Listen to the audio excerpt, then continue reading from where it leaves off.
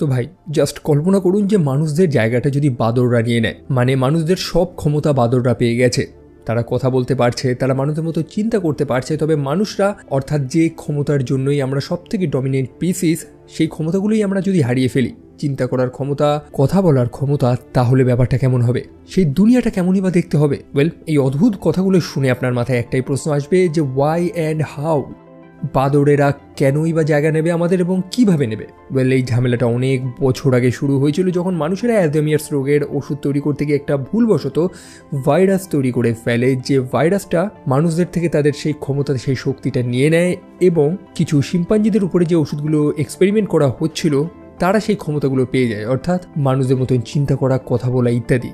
Well বন্ধুরা, কথা হচ্ছে Kingdom of the Planet of the Apes সিনেমাটাকে নিয়ে, এবং এটা এই প্ল্যানেট অফ দ্য এপস সিরিজের 4th ইনস্টলমেন্ট অর্থাৎ 4 নম্বর পার্ট। তবে আপনাদের প্রশ্ন হচ্ছে যে এত কিছু কিভাবে হলো, কবে হলো, এগুলো জানতে হলে আপনাকে আগের সিনেমাগুলো দেখতে হবে বা আগের ভিডিওগুলো দেখতে হবে, যেটার আমি অলরেডি একটা প্লেলিস্ট বানিয়ে রেখেছি। তবে আমি রিকমেন্ড করব আগে এই ভিডিওটা দেখে নিন। এই ভিডিওটা দেখলে আপনার মনে কিউরিওসিটি তৈরি হবে, আপনার জানার ইচ্ছে তৈরি হবে যে আসলে কি ঘটেছিল, তারপর নয় সেই গল্পটা প্রথম থেকে দেখবেন। এই সিনেমার পরিচালক হচ্ছে ওয়েস বেল, যিনি মেজ রানার সিরিজের সিনেমাগুলো পরিচালনা করেছিলেন, সেগুলো দেখতে পারেন। সেটারও একটা আলাদা প্লেলিস্ট বানানো রয়েছে আমার, সেটারও লিঙ্ক আমি দিয়ে দিচ্ছি। অ্যান্ড আমার ফার্দার বকবকুনি কমিয়ে এবার সিনেমার এক্সপ্লেনেশন শুরু করছি। হে গাইজ, আমি Arnab, welcome to my channel. আর এই ভিডিওতে আমি Kingdom of the Planet of the Apes সিনেমাটাকে সম্পূর্ণ এক্সপ্লেন করব।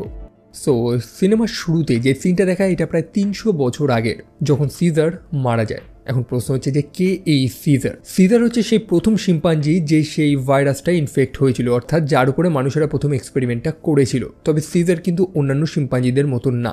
অন্যান্য শিম্পাঞ্জিরা যখন ক্ষমতা পেয়ে যায় তখন তারা মানুষদেরই এগেনস্টে চলে যায়। তারা ভাবতে শুরু করে যে এই মানুষেরাই তো একটা সময় আমাদের খাঁচায় বন্দি করে রেখেছে, আমাদের উপর নানান টর্চার করেছে, আমাদের উপর এক্সপেরিমেন্ট করেছে, তাহলে আমরা কেনই বা মানুষদের ভালোবাসবো। তবে সিজার সম্পূর্ণ আলাদা।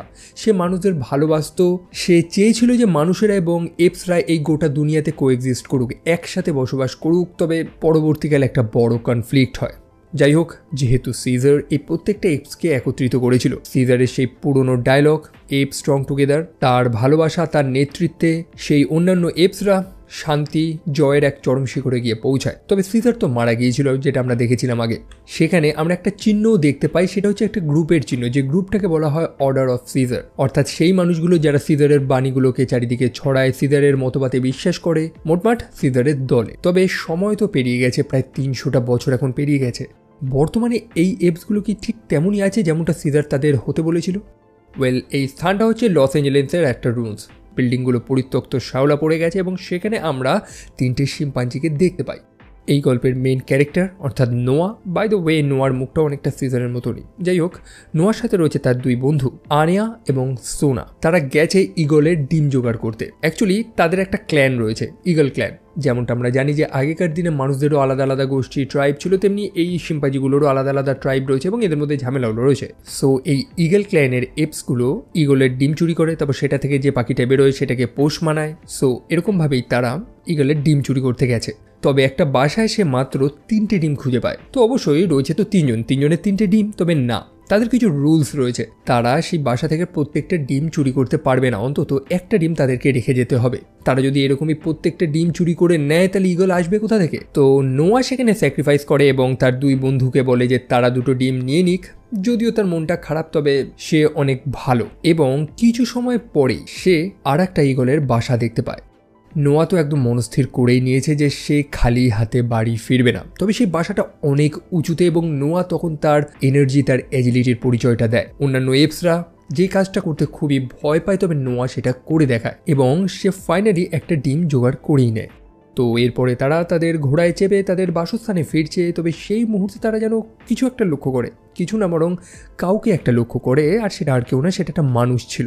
মানুষগুলোকে এই ট্রাইবের বা এই ক্ল্যানের লোকেরা ইকো বলে, ইকোস, এবং তারা মানুষদের থেকে একটু দূরত্ব বজায় রেখেই চলে। সো ইউজুয়ালি মানুষেরা চুরি ঝামারি এইসবই করে বেড়ায়, মানে নিজেদের পেট চালানোর জন্য। তো তাদের ক্ল্যানের নিয়ম রয়েছে যে ইকোসদের পিছু করতে না এবং এই টানেলটা ক্রস করতে না। মানে যেখানে ইগোসরা থাকে। তারা সেখানে মানুষদের একটা কাপড়ও পায়, যেটা নিয়ে তারা তাদের নিজস্ব বাসস্থানে ফেরে। তাদের সেই গ্রাম দুর্দান্ত একটা গ্রাম, বেশ দেখতে সুন্দর, যেগুলো বেসিক্যালি মানুষদের বানানো সেই পরিত্যক্ত টাওয়ারের উপরেই বানানো হয়েছে। তারপর নোয়া এসে তার মায়ের সাথে সাক্ষাৎ করে। যেমনটা বললাম, প্রতিটা এল্ডার ক্ল্যানের সেই এপসগুলোর কাছে একটা করে ইগল থাকে, ইগল পাখি, সেই জন্যই তো সেটা ইগল ক্ল্যান। এবং আপনাদেরও বোঝানোর প্রয়োজন নেই যে ইগল মানুষদের কত কাজে লাগতো একটা সময়। সেই ইগলগুলো নদী থেকে মাছ ধরে আনতো, বাইরে শত্রুদের স্কাউট করার জন্য নানান কাজে ইগল প্রয়োজন হয়।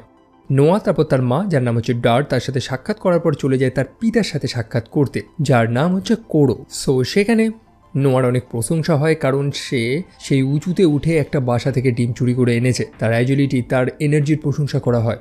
একই সাথে নোয়ার পিতাও তার উপরে খুবই গর্বিত। তবে তার পিতার যে ইগলটা রয়েছে না, যেটার নাম হচ্ছে সান, সেটা সম্ভবত নোয়াকে পছন্দ করে না। অবশ্যই তাদের প্রত্যেকের নিজস্ব মালিক রয়েছে।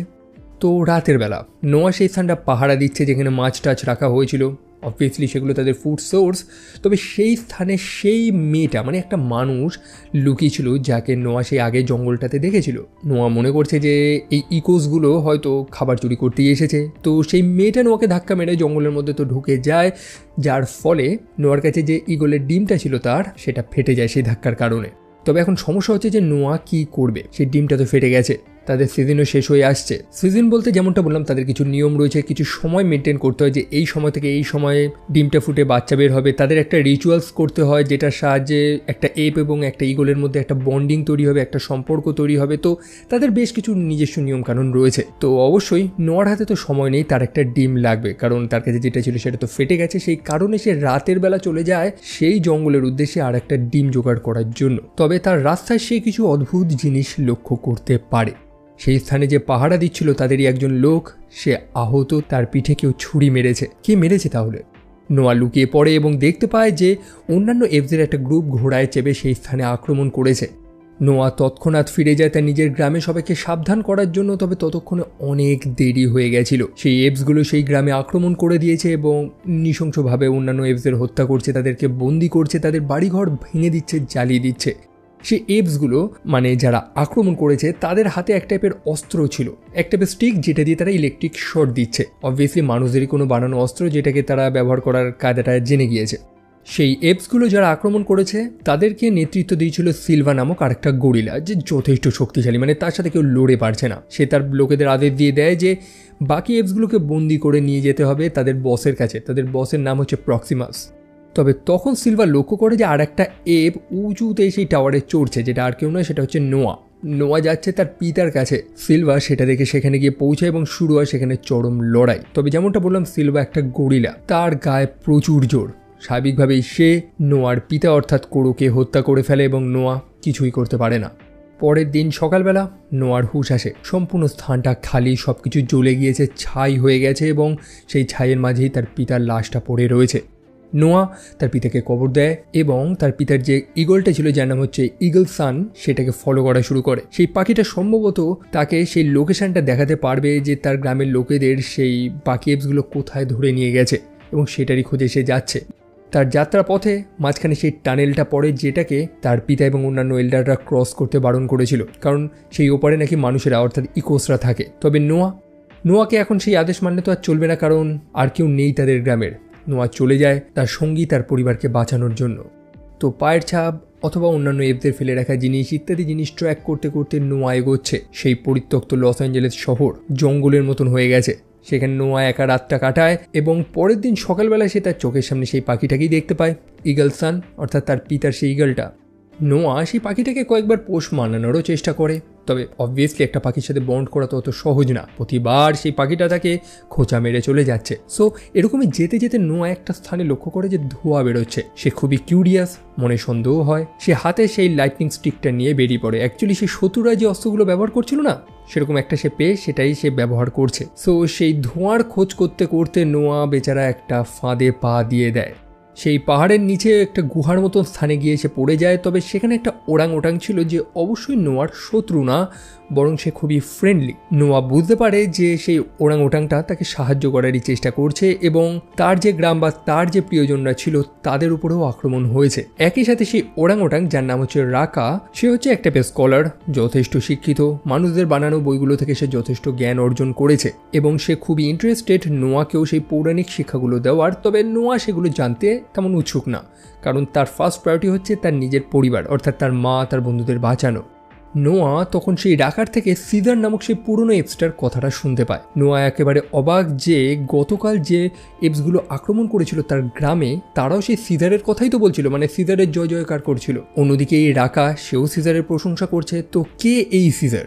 সেই সিজার এই এপসদের একত্রিত হতে শিখিয়েছিল, এমনকি সেই সিজারই এই এপসদের শিখিয়েছিল যে মানুষেরা এবং এপসরা একসাথে বসবাস করতে পারবে। তবে এই জিনিসটা বর্তমানে বহু এপস মেনে নেয় না। তারা অবভিয়াসলি সিজারকে তাদের গুরু তো মনে করে, তবে সিজারের যে বাণীগুলো সেগুলো তারা মেনে চলে না। সো এই এপসের যে প্রথম গ্রুপের যে মেম্বাররা ছিল তাদেরকে এল্ডার্স বলা হতো এবং সিজার হচ্ছে প্রথম। সময়ের সাথে সাথে যেমন আমাদের অর্থাৎ মানুষদেরও আইডিওলজি চেঞ্জ হয়েছে, আমরা ডিফারেন্ট বিলিভে বিশ্বাস করি, ঠিক সেম জিনিসটা এই এপসের মধ্যেও হয়েছে। যারা সিজারের সেই বাণীগুলো মেনে চলতো তাদেরকে বলা হতো অর্ডার অফ সিজার এবং সেই গ্রুপের লাস্ট মেম্বার হচ্ছে এই রাকা। এবং সেই রাকাই তো এক্সপ্লেন করে যে একটা সময় মানুষেরা কতটা ডমিনেন্ট ছিল। অবভিয়াসলি নোয়ার তো এইসব ব্যাপারে কোনো ধারণাই নেই। ইভেন মানুষ বা হিউম্যান এই নামটাও তো সে জানতো না, কারণ মানুষদের সে ইকো বলে চিনত, যাদের কাজও যে চুরি ঝামারি লুটপাট করা এইসবই। সো আমরা যদি রাকার নজরে এই গোটা দুনিয়াটাকে দেখি তাহলে ইকোসরা হচ্ছে বেসিক্যালি রাস্তার সেই কুকুর বিড়ালদের মতনই। তো যাত্রাপথে নোয়া সেই মানুষটাকে আবারও দেখতে পায় যেটাকে সে তার গ্রামে দেখেছিল। নোয়া বুঝতে তো পারে যে সেই মানুষটা প্রথম থেকে তাকে ফলো করে যাচ্ছে, লুকিয়ে লুকিয়ে তার উপর নজর রাখছে। কেন সেটা সে এখনও জানে না। অন্যদিকে যাত্রাপথে সে রাকার সাথে তার গ্রামের তাদের সংস্কৃতিটাকে শেয়ার করে যে তারা কেন এই গল্প, সে তাদের মধ্যে বন্ডিং তৈরি করার জন্য একটা গান করতে হয়। রাকা তাকে সেই গানটা গাইতে বলে, তবে নোয়া সেই গানটা গায় না, কারণ সে মনে করে যে তার পিতা সেই গানটা গাইতে এক্সপার্ট, এই ক্ষমতাটা তার পিতারই আছে। তো সে তার পিতাকে অসম্মান করতে চায় না বলেই সে গানটা গায় না। সো রাতের বেলা তারা একটা জায়গায় আশ্রয় নিয়েছে, ক্যাম্প ফায়ার খাটিয়েছে এবং সেই মেয়েটাকে ফাইনালি তারা দেখতে পায় এবং এবার সেই মেয়েটার পালানি তাদের সামনে এসেছে। সম্ভবত তার খাওয়ার প্রয়োজন, তার ঠান্ডাও লাগছে, তার একটা বস্ত্র প্রয়োজন। রাকা তখন নোয়াকে বলে যে সিজার কতটা দয়ালু ছিল, সে কিভাবে প্রত্যেককে সমান নজরে দেখত। কথা অনুযায়ী নোয়া সেই মানুষটাকে খাদ্য বস্ত্র দেয়, মানে সেই মেয়েটাকে। তারা সেই মেয়েটার একটা নামও দেয়, সেটা হচ্ছে নোভা। একটা পুরনো গল্প রয়েছে যেটাকে বর্তমানে বহু এপস বিশ্বাসও করে না, সেটা হচ্ছে যে সেই সিজার অর্থাৎ তাদের সেই এল্ডার তাকে নাকি একটা মানুষই বড় করেছিল, অর্থাৎ একটা ইকো। সো সেই রাতের বেলা তারা একটা অবজারভেটরির সামনেই ছিল এবং নোয়া সেখানে একটা বড় টেলিস্কোপ দেখতে পায়। অবভিয়াসলি এরকম একটা অদ্ভুত জিনিস সে আগে তো কোনোদিন দেখেনি, মানুষদের আবিষ্কার একটা সময়ের। এবং সেই টেলিস্কোপের মাধ্যমে একটা তারা হয়তো দেখতে পায় এবং ঠিক সেমভাবে সেই মেয়েটাও সেখানে চলে আসে এবং সেও সেই টেলিস্কোপের মাধ্যমে আকাশটা একটু ভালো মতন দেখে। সেও অবাক, তবে নোয়া বুঝতে পারছে না যে এই মানুষটার আচরণটা অন্যান্য মানুষদের থেকে আলাদা কেন, মানে এই ইকোজের আচরণটা। গল্পের শুরুতেই তো আপনাদের বলেছিলাম যে মানুষরা বাদরদের মতন হয়ে গেছে। তো এই মেয়েটাকে কি কোনো অ্যাঙ্গেল থেকে সেরকম মনে হচ্ছে বা তার আচরণটা কি কোনোভাবে মনে হচ্ছে? এটাই তো নোয়ার মনে একটা সন্দেহ তৈরি করে। যাই হোক, তারা আবার যাত্রা শুরু করেছে এবং সেই মেয়েটাকেও তারা তাদের সাথে রেখেছে। যেতে যেতে তারা সেখানে বাকি কিছু ইকোসদের দেখতে পায়, বাকি কিছু মানুষ, তারা আবার সেই মেয়েটার মতন না। এই মানুষগুলো একদম সেই আদিম যুগে ফিরে গিয়েছে। নোয়া সেখানে তাদের থেকে আলাদা হয়ে যায়, কারণ তার গন্তব্যস্থল আর বেশি দূরে না, তাকে তার পরিবারের কাছে যেতে হবে। অন্যদিকে রাকার সাথে রয়েছে সেই মেয়েটা। রাকা মেয়েটাকে জানায় যে এই মানুষগুলোই তো তার পরিবার এবং তার অবশ্যই এই মানুষগুলোর কাছেই ফিরে যাওয়া উচিত। তবে সেই মুহূর্তে সেখানে সেই এপসগুলো আক্রমণ করে দেয়, যারা প্রথমে সেই গ্রামে আক্রমণ করেছিল, যাদেরকে লিড করছিল সিলভা নামক একটা গরিলা। এবং প্রথম থেকে আমরা শুনে যাচ্ছি যে তারা একটা স্পেসিফিক মেয়েকে খুঁজছে, সম্ভবত এই মেয়েটাই। তবে কেন? যাই হোক, সেই মেয়েটা কোনো মতে লুকিয়ে রয়েছে বড় বড় ঘাসগুলোর মাঝখানে। নোয়া যখন দেখতে পায় যে সেখানে উপস্থিত অন্যান্য মানুষগুলোর উপর আক্রমণ হয়েছে, তখন সে চলে যায় সেই মেয়েটাকে বাঁচানোর জন্য। তবে সেই মেয়েটা তো কোনো আওয়াজ করতে পারছে না, কারণ বাকি এপসগুলো তার আশেপাশে রয়েছে। অবশেষে সে কোনো উপায় না পেয়ে নোয়ার নাম ধরে ডাকে, রীতিমতো চেঁচায়, যেটা সবাইকে অবাক করে দেয়। প্রথমে তো আমি বলেছিলাম যে মানুষেরা কথা বলার ক্ষমতা হারিয়ে গেছে, তবে আগের সিনেমাতেও হিন্ট দিয়ে দিয়েছিল যে এরকম বহু মানুষ রয়েছে যারা এই ভাইরাসে ইমিউন হয়ে গেছে, অর্থাৎ তাদের মধ্যে মানুষদের সব ক্ষমতাই রয়েছে। সো সময় মতন নোয়া তো তাকে বাঁচিয়ে নেয়। পরে সে রাকার সাথে সাক্ষাৎ করে এবং রাকা তার কথা বিশ্বাসই করছে না যে দূর এই মানুষগুলো কথা বলতে পারে নাকি। তবে মেয়েটা জানায় যে হ্যাঁ সে কথা বলতে পারে এবং তার একটা নামও রয়েছে, সেটা হচ্ছে মেই। সে একটা মেয়ে এবং তার নাম হচ্ছে মেই। সে সত্যি কথা জানায় যে সে ইচ্ছে করেই চুপচাপ ছিল, কারণ তার মা তাকে বলেছিল অ্যাকচুয়ালি সে যতদিন চুপ থাকবে সে ততদিন সেফ। এবং মেয়ে জানে যে নোয়ার বন্ধুদের তার পরিবারকে কোথায় নিয়ে যাওয়া হয়েছে, যে স্থানে নিয়ে যাওয়া হয়েছে সেখানে একদা মানুষেরা বসবাস করত এবং মেয়েও সেখানে যাচ্ছে তার মতনই বাকি মানুষদের খোঁজার জন্য। বেসিক কথাই হচ্ছে যে মেয়ে নোয়ার সাহায্য চায়। যাই হোক, পরের দিন তারা জার্নি করছে। নদীর উপরে একটা কাঠের ব্রিজ ছিল বাঁশের এবং সেটাকে তাদের ক্রস করতে হবে অন্যদিকে। সেই সিলভা তার বাকি লোকজনদের নিয়ে তো সেখানে একটা ফাঁদ পেতে রেখেছে, তো তাদের পালানোর আর কোনো রাস্তা ছিল না। বেচারা নোয়া সেও কিছু করতে পারল না। অন্যদিকে সেই মেয়েটাকে বাঁচানোর জন্য রাকা নিজের জীবনটা দিয়ে দেয়। অবশেষে নোয়া এবং মেয়েকে সেই এপসগুলো নিয়ে চলে যায় বিচের ধারে, সমুদ্রের ধারে। সেখানে এক টাইপের শিপইয়ার্ড ছিল যেখানে সেই এপগুলো একটা সেটেলমেন্ট বানিয়েছে। পরিত্যক্ত জাহাজগুলোর মধ্যেই তারা বসবাস করছে এবং সেখানে বহু এপকে বন্দি করে রাখা হয়েছে, যাদেরকে আলাদা আলাদা ক্ল্যান থেকে কিডন্যাপ করে রাখা হয়েছে। এবং নোয়াও সেখানে তার পরিবারের সাথে সাক্ষাৎ করে ফাইনালি। তবে মেয়েকে একটা ঘরে রাখা হয়েছে যেখানে বহু যন্ত্রপাতি রয়েছে অবশ্যই, যেগুলো মানুষেরা বানিয়েছিল এবং এই যন্ত্রগুলো ইউজ করেই এই এপগুলো অস্ত্র বানিয়েছে। সো সেই ঘরে মেয়ে আর একজন মানুষকে দেখতে পায় ঠিক তার মতন, সেও কথা বলতে পারে, সেও ইমিউন, যার নাম হচ্ছে ট্রিভান্থান। ট্রিভান্থান সেই এপসগুলোকে বা তাদের যে লিডার যার নাম হচ্ছে প্রক্সিমাস তাকে রোমান হিস্ট্রি মানে পুরনো মানুষদের ইতিহাসগুলো পড়ে পড়ে শোনাচ্ছে, তাদেরকে আরও এডুকেট করছে, শিক্ষিত করছে। অন্যদিকে মেয়ে জানিয়ে দেয় যে সে হচ্ছে সেই মানুষ যে এই এপসগুলোকে কোনো সাহায্য করছে না। বেসিক কথা হচ্ছে ট্রিভান্থান সম্পূর্ণভাবে এপসদের সাহায্য করছে, সে এপসদেরই দলে। সো তারপরে আমরা সেই এপসগুলোর বসকে দেখতে পাই, অর্থাৎ প্রক্সিমাস সিজার, যে সেখানে উপস্থিত এপসদের সেই পুরনো যে সিজার ছিল না তার বাণীগুলো শোনায়। সে কীভাবে এপসদের একত্রিত করেছে, তাদের সেই বাণীটা অর্থাৎ এপ স্ট্রং টুগেদার, এগুলো শোনাতে থাকে। সেই প্রক্সিমাস সেও নিজের নাম সিজারই রেখেছে এবং সে নিজেকে সেই সিজার মনে করছে। অ্যাকচুয়ালি সে হচ্ছে একটা ডিকটেটর, একজন রাজা যে জোর জুলুম করে তার রাজত্ব চালাচ্ছে। সেখানে মানুষদের একটা ভল্ট ছিল, এখন সেই ভল্টের মধ্যে কি আছে সেটা তো কেউ জানে না। এবং আপনারাও জানেন যে ভল্টের দরজা এমনটাই শক্তপোক্ত হতো যেগুলোকে খোলাও অত সহজ না, মানে সেগুলো লিটারেলি পরমাণু বোমাও সার্ভাইভ করতে পারতো। প্রক্সিমাস মনে করে যে সেই ভল্টের দরজার ওপারে এমন কিছু জিনিস আছে, এমন কিছু মানুষদের আবিষ্কার রয়েছে যেটা এই এপদের সম্পূর্ণ ভবিষ্যৎ পরিবর্তন করে দেবে। তবে সেই ভল্টের দরজাটা তারা খুলবেই বা কী করে? তারা চেন টেনে বারুদ টারুদ দিয়ে সেই দরজাটা জ্বালিয়ে নানান চেষ্টা করেও সেই ভল্টের দরজা তো খুলতে পারছে না। অবভিয়াসলি এই বারুদগুলো তো এই এপসরা বানায়নি, মানুষদেরই ফেলে রাখা জিনিস থেকে ব্যবহার করছে। যাই হোক, সেই দরজা তো খোলা সম্ভব হলো না। মেয়ে তখন ট্রিভান্থানকে বোঝানোর চেষ্টা করে যে সেই দরজার উপরে মানুষদের সব আবিষ্কারগুলো রয়েছে এবং সেইগুলো সেই এপদের দেওয়ার চেষ্টা করছে, সেটা কি ঠিক? অন্যদিকে ট্রিভান্থান তার কোথাও যুক্তি আছে। অ্যাকচুয়ালি সে ভীত, সে ভয় পেয়ে রয়েছে। সে বলছে যে এই গোটা দুনিয়া তো মানুষেরা হারিয়ে ফেলেছে অলরেডি, এটা এখন সেই এপসদের দুনিয়া, তাই আমাদের এখন সেইভাবেই চিন্তা করতে হবে, তারা যেটা বলছে সেটা মানতে হবে। তবে মেয়ে সেটা একদমই মানছে না। পরে সেই মেন ভিলেন অর্থাৎ প্রক্সিমাস সিজার সে মেয়ে এবং নোয়াকে আমন্ত্রণ জানিয়েছে লাঞ্চে। দেখুন, এটা তো শিওর যে প্রক্সিমাস সেই ভল্টের মধ্যে যে জিনিসটা আছে সেটা পেতে চায়, যেটাকে সে ইভলিউশন বলছে। অ্যাকচুয়ালি মানুষরা তো প্রথম থেকে এরকম ছিল না, সময়ের সাথে সাথে আমরা নতুন জিনিস আবিষ্কার করেছি, প্রযুক্তিটাকে একদম আয়ত্ত করে নিয়েছি। তবে প্রক্সিমাস জানায় যে তার হাতে অত সময় নেই। ইভলিউশন এটা অনিবার্য, তবে এটাতে সময় লাগে, অনেক অনেক বছর লাগে। তবে সেই ভল্টের মধ্যে যে জিনিসটা আছে সেটা এই এপদের কয়েক যুগ এগিয়ে দেবে, তাদের আর এত বছর অপেক্ষা করতে হবে না।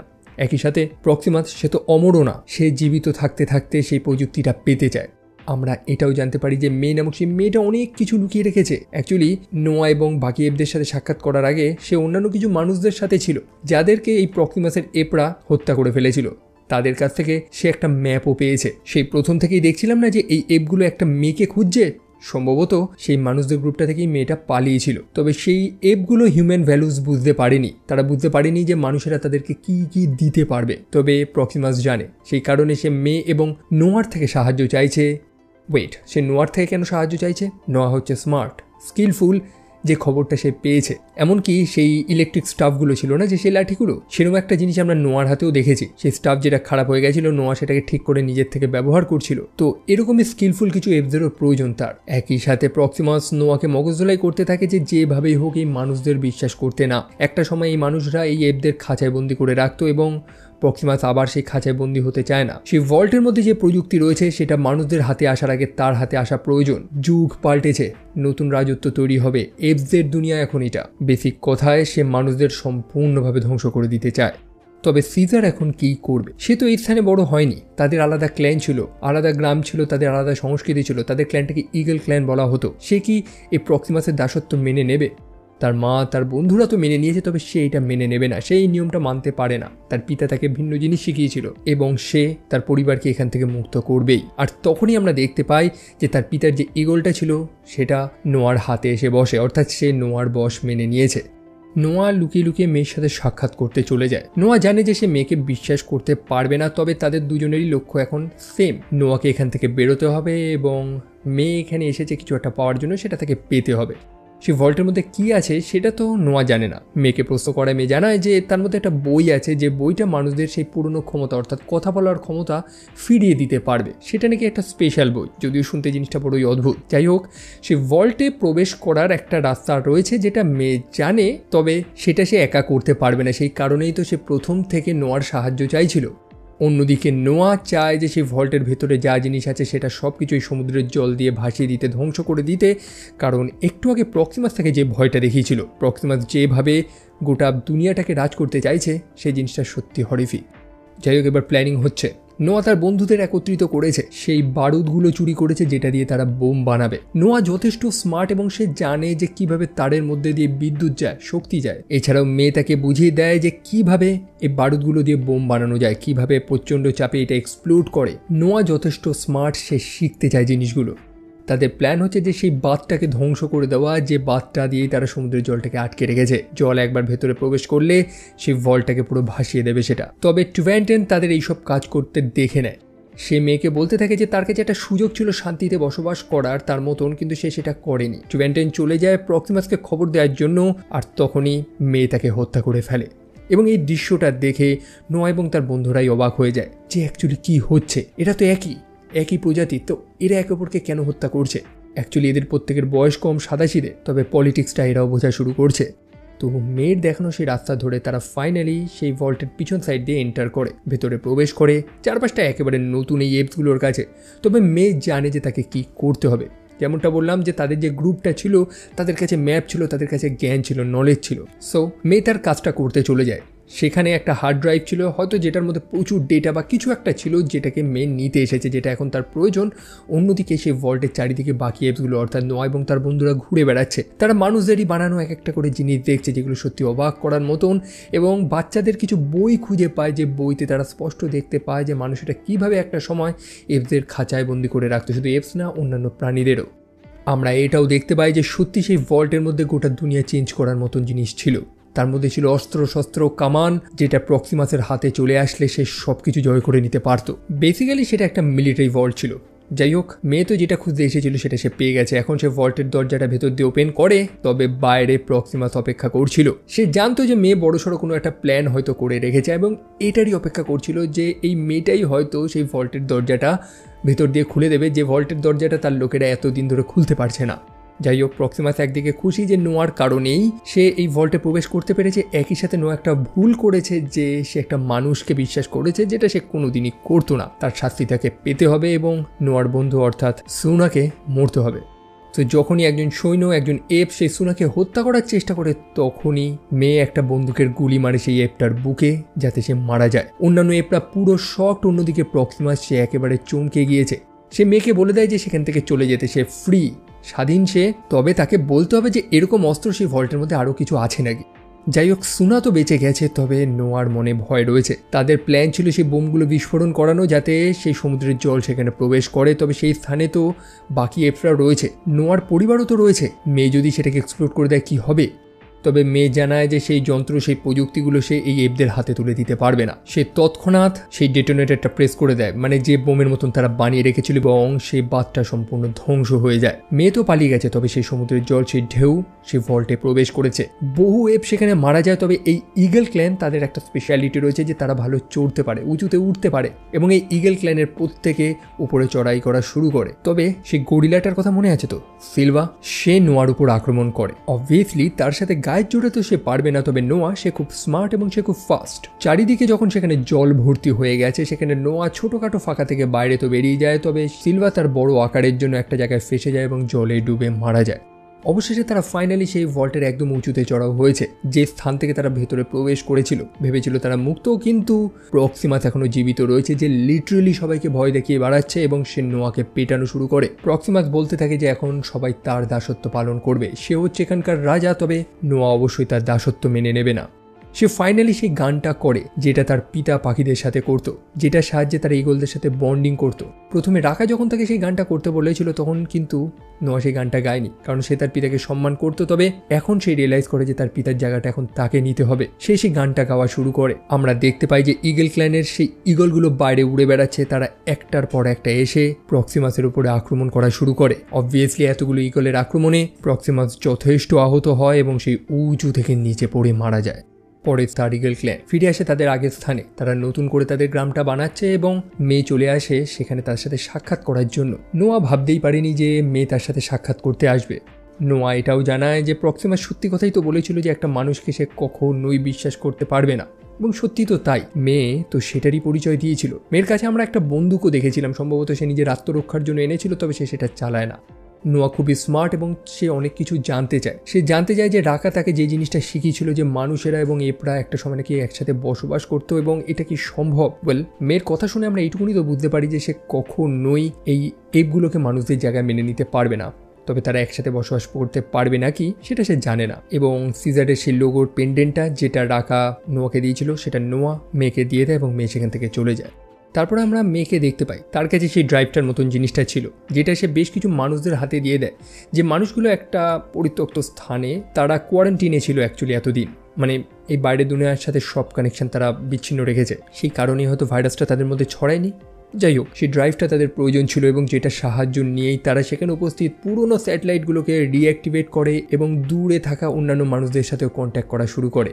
আমরা দেখতে পাই যে শুধু এই মানুষগুলো না, বরং দেশের বিভিন্ন প্রান্তে বহু মানুষ লুকিয়ে বসবাস করছে, যারাও ঠিক অন্যান্য মানুষদের বার্তার অপেক্ষায় রয়েছে।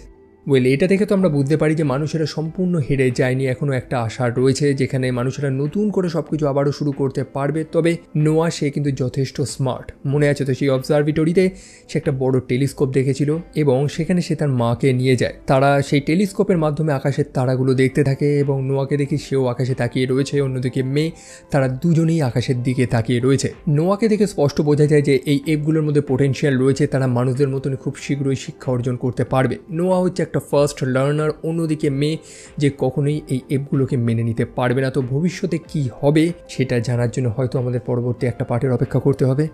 যাই হোক, এই ছিল ভিডিও। আগের ভিডিও দেখতে চাইলে সেটার প্লেলিস্টের লিঙ্ক আমি ডিসক্রিপশনে দিয়ে দিচ্ছি, দেখতে একদমই ভুলবেন না। কেমন লেগেছে আপনাদের ওপিনিয়ন্সগুলো অবশ্যই কমেন্ট সেকশনে জানাবেন। চাইলে আমার চ্যানেলটা সাবস্ক্রাইব করতে পারেন। আমার গেমিং চ্যানেল এবং ডিফারেন্ট কিছু চ্যানেল রয়েছে, আমার সোশ্যাল মিডিয়ার লিঙ্কস যেখানে আমি রেগুলার সিনেমা রিলেটেড পোস্ট করি, সেগুলোর লিঙ্কও ডিসক্রিপশনে দেওয়া রয়েছে। So follow me if you want. তো আপাতত এইটুকুনি রাখছি, বিদায় নিচ্ছি আজকের ভিডিও থেকে। দেখা হচ্ছে আপনাদের সাথে পরের আর একটা ভিডিওতে। টিল দেন সাবধানে থাকবেন, ভালো থাকবেন। Take care and have a nice day.